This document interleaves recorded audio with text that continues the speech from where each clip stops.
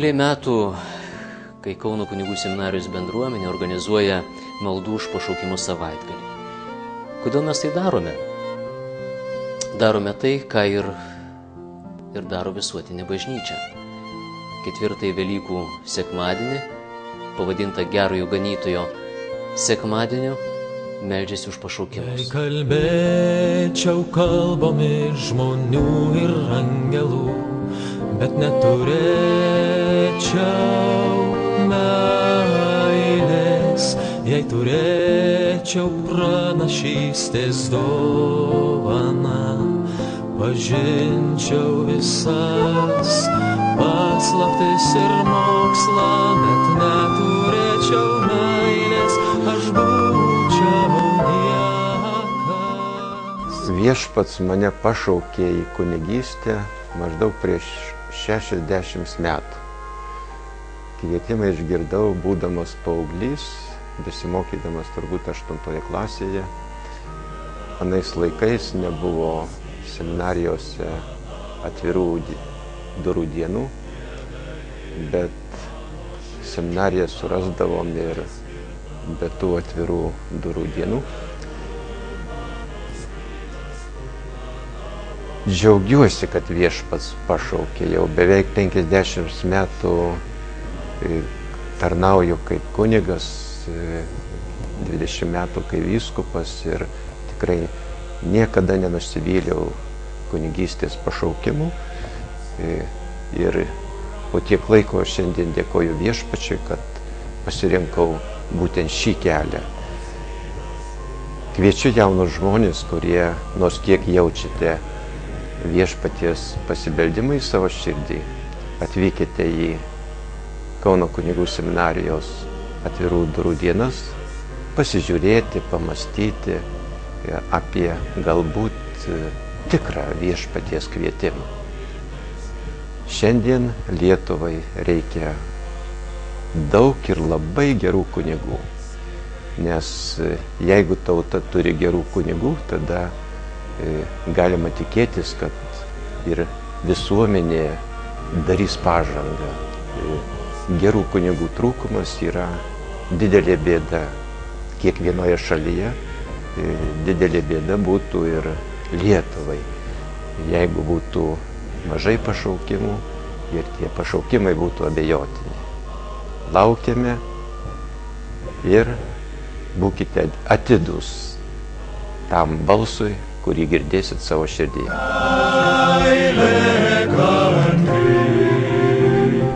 Maloninga ir nepavydi, nesididžiuoja ir neišpuiksta. Ji visą pakelia, visą tiki, viskuo vėlias ir nesibaigia niekada.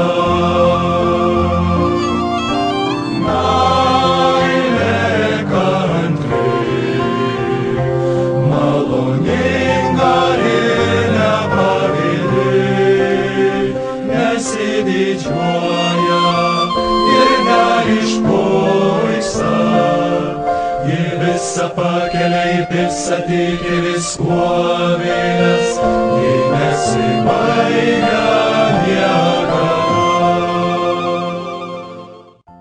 Pirmutinis Jėzaus veiksmas buvo ne pašauktųjų biografijos detalus nagrinėjimas, jų psichologijos analizė, bet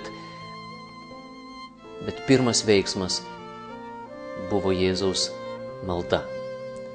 Sakytume, mokinių pašaukimas tiesiog gimsta iš Jėzaus artimo pokalbio su tėvu.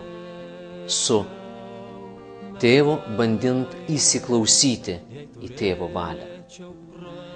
Vėliau Jėzui pradėjus aktyvę savo viešąją veiklą Galilėjos ir Judėjos apylinkėse, ką galime žiūrėti, ogi pasak evangelistų Mato ir Luko, ne vien savo mokinių įjungimą į aktyvų darbą, bet kas įdomiausia, kad kuomet kalba pasisuka apie didelę pastoracinių darbų apimtį, o o darbininkų trūkumą, Jėzus nedūsauja ir nesipuola regzti strateginių planų mokinių skaičiui padauginti. Bet pirmas dalykas, ko jis paprašo, jis prašo, melskite pjūties šeimininką, kad atsiųstų darbininkų į savo pjūtį. Kitaip tariant, darykite tai, ką kiekvienas iš jūsų galite. Ką kiekvienas galite iš jūsų padaryti. Apsijunkite maldos vienybėje, kad per tą vienybę būtų padrąsinti ir palaikyti visi tie, kurie yra atviri, ištarti žodį taip Dievui ir bažnyčiai. Jei turėčiau visą tikėjimą, kad galėčiau net kalnus kilnoti, bet neturėčiau meilės, jei išdalinčiau vargšams visą turtą ir atiduočiau sudegint savo kūną, bet neturėčiau meilės, aš nieko nelaimėčiau. Pašaukimų savaitgalis ypatingai yra skirtas tam jaunimui, kurie nori susipažinti su seminarijos gyvenimu, susipažinti su malda, su klierikais, su visa aplinka seminarijos. Ir tos dienos, per kurias gali visi žmonės apsilankyti mūsų aplinkoj, mūsų alma mater, tai ir yra pajausti tą dvasią, klieriko dvasią, kuo jis gyvena, ko jis siekia, čia būdamas, čia mokydamasis.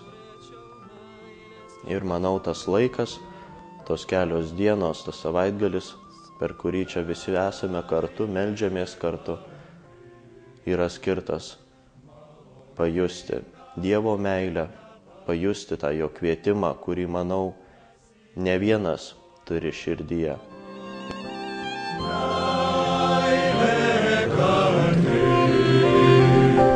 Maloninga ir nepavydi, nesididžiuoja ir neišpuiksta. Ji visą pakelia, visą tiki, viskuo vėlės, ji nesibaigia niekada. Pašaukimas į kunigystę yra toks pat gyvas, kaip ir visi kiti pašaukimai. Tai nėra kažkokia seniena. Šiuo savaitgaliu galėsime dalinti su jumis ir pasidalinti savo tikėjimo pavyzdžiais, kaip mes suradom Dievą, kur galėsim klausti ne tik vienas kito, bet ir viešpaties, kur yra mano pašaukimas. Nes esminis dalykas, kad žmogus surastų savo pašaukimą, nesvarbu kokį. Tai čia melsimės ne tik už pašaukimus į kunigystę, bet iš vis, kad jaunas žmogus galėtų atrasti savo pašaukimą, kur galėtų save realizuoti, kur galėtų pilnai išgyventi save. Tai bus puikia galimybė klausti jums rūpimų klausimų, kaip mums čia sekasi, koks yra čia gyvenimas, ką mes studijuojame, ką veikiame laisvalaikiu. Ir tiesiog surast, galbūt atrast save kitame žmoguje, atrast savo atliepą kitame, kad ir tave viešpats kalbina per kažkokius įvykius, bet gal nedrįsti, gal bijai.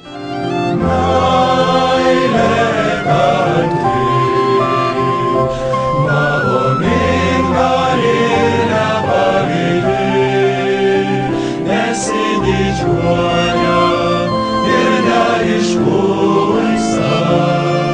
Ji visą pakelia, visą tiki, viskuo vėlės, ji nesibaigia niekada. Ji nesibaigia niekada.